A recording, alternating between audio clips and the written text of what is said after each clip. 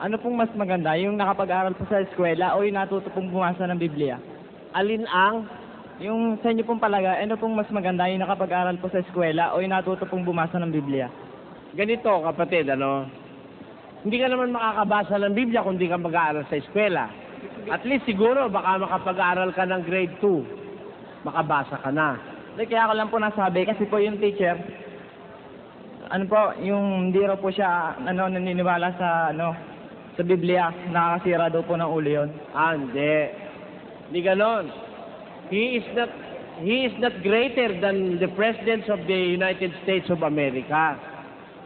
Merong presidente ng Amerika, si President Wilson, ang sabi, you cannot consider a man learned if he does not know the Bible.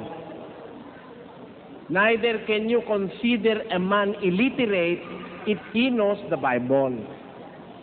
Ibig sabihin, hindi mo pwede sabihin walang pinag-aralan ng isang tao kung nakakaalam siya ng Biblia. At hindi mo naman pwede sabihin may pinag-aralan ng isang tao kung wala siyang malay sa Biblia. Therefore, mahalaga ang Biblia. Marami kasing knowledge na nakapaloob dito eh. Pag nag-aral ka ng Biblia, matututo ka ng zoology, botany, astronomy, divinity, philosophy, common sense. Lahat ng mga karunungan malalaman mo pag nag-aral ka ng Biblia. Kaya hindi totoo na ang Biblia nakakasira ng ulo. Yung nasisira ang ulo, sira na dati ulo nun bago nagbasa ng Biblia.